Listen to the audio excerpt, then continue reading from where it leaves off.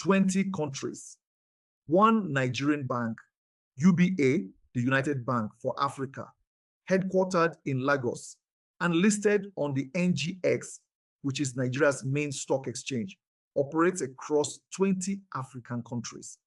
It also runs offices in London, Paris, New York, and Dubai. No other Nigerian financial institution comes close to that footprint. For Nigerians abroad, UBA is one of the few brand names that follows you wherever you go. A UBA account opened in Lagos can interact with UBA branches in Senegal, Ghana, Kenya, or Cameroon. The bank ranks as one of the most pan-continental institutions on the entire continent, bigger in country count than most peers and far ahead of any other Nigerian lender.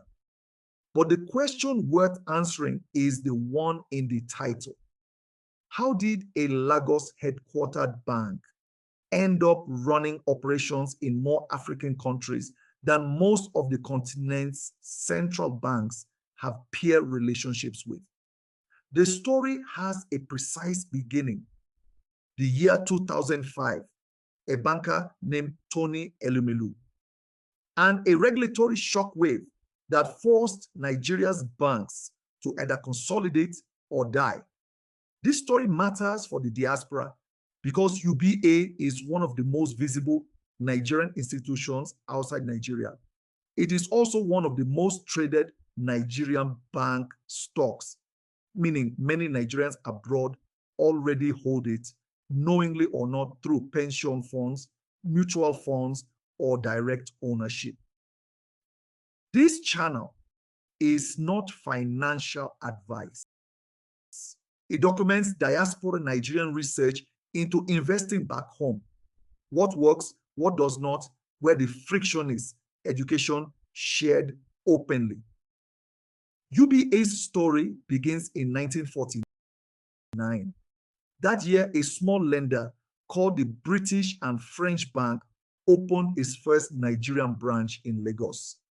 The bank changed its name to the United Bank for Africa in 1961, 1 year after Nigerian independence. For 4 decades after that, it was a domestic player, a Nigerian commercial bank competing with First Bank, Union Bank, and a long list of smaller institutions. The turning point was 2004. The Central Bank of Nigeria issued a new minimum capital requirement. Then Governor Charles Soludo, an academic economist appointed by President Olusegun Obasanjo to clean up Nigeria's banking sector, drove the policy. The rule was simple. Banks had to hold at least 25 billion Naira in capital by the end of 2005. The figure was many times what most banks held at the time. 89 Nigerian banks existed before the rule. After the deadline, only 25 remained. The rest either merged, were absorbed, or shut their doors. This is the consolidation that reshaped Nigerian finance. It is the moment the modern Nigerian banking sector was forged.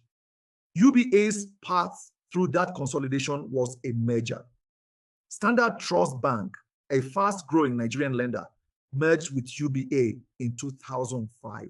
Standard Trust was led by Tony Elumelu, the banker and investor who later founded the Tony Elumelu Foundation, focused on African entrepreneurship. Elumelu took the helm of the combined institution. Standard Trust brought hunger and aggression. UBA brought scale and a longer history. The merged entity had both. What happened next is the Pan-African build.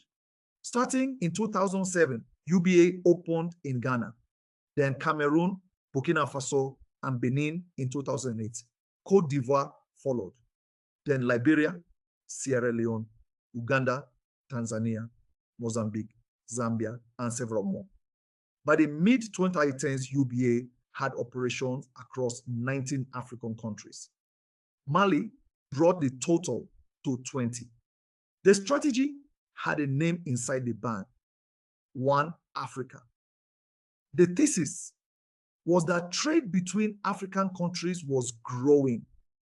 A Nigerian headquartered bank with branches across the continent could serve businesses moving goods, services, and capital across borders. A Lagos exporter selling to Accra could bank with UBA on both sides. A French firm with Ivorian and Senegalese clients could route through one institution. The economics were borderless even when the regulators were not. If you have made it this far, you are part of the small group of viewers who actually want to understand how Nigerian institutions go continental. Subscribe. The next walkthrough lands tomorrow at 9 a.m. Eastern, like every weekday on this channel. The expansion was not free of friction. Every African country has its own banking regulator, its own capital requirements, and its own currency. UBA had to set up local subsidiaries, separate legal entities in each market. Each one needed local board approval, local capital, and local management. The legal and regulatory cost of expansion was high, and the operating realities differed by country. UBA Ghana ran on the cedi. UBA Kenya ran on the shilling.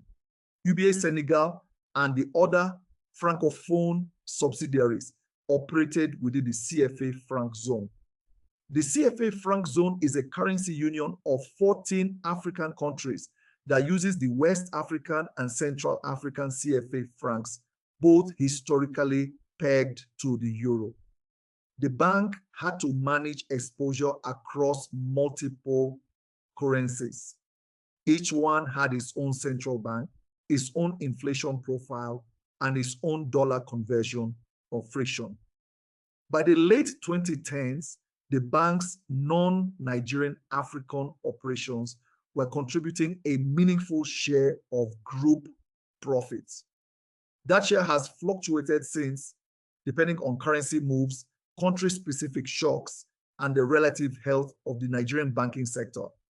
But the principle held. UBA was no longer a Nigerian bank with foreign branches. It was an African bank that happened to be headquartered in Nigeria. That distinction matters strategically.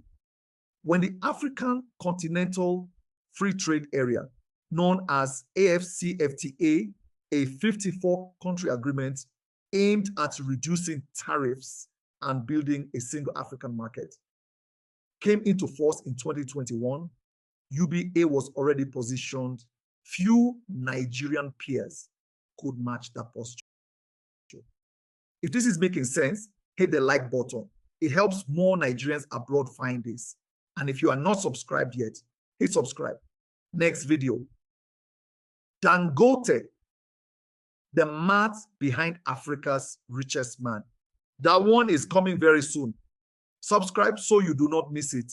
Now, the practical question: what does UBA's Pan-African footprint actually mean for someone earning in CAD, USD, GBP, or euros? First, account access.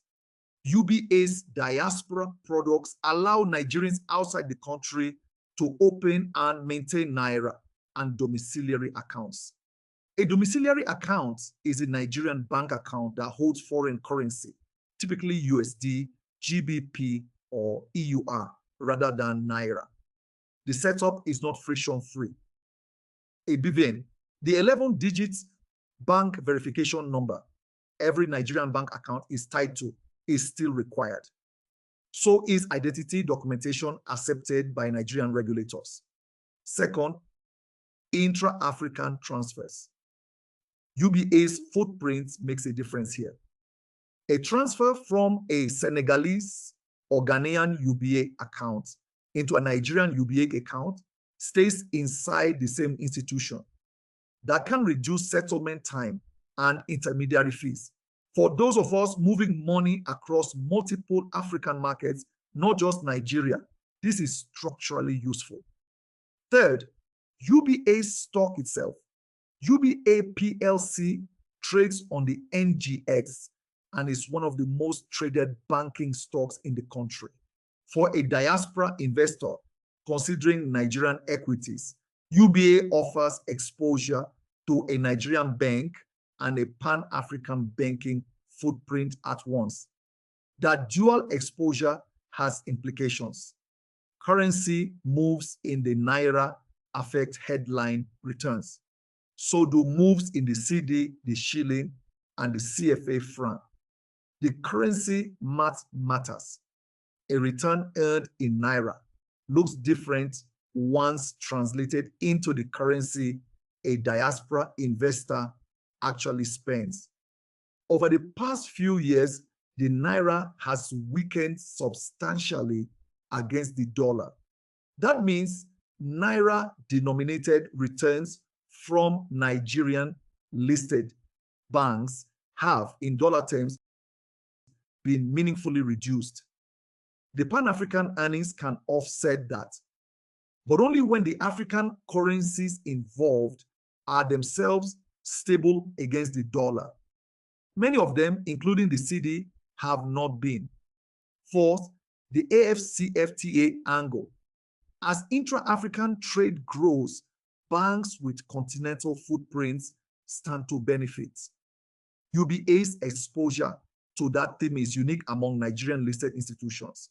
Whether that translates into outsized returns depends on execution and on how the bank handles regulatory complexity across 20 jurisdictions, 20 countries.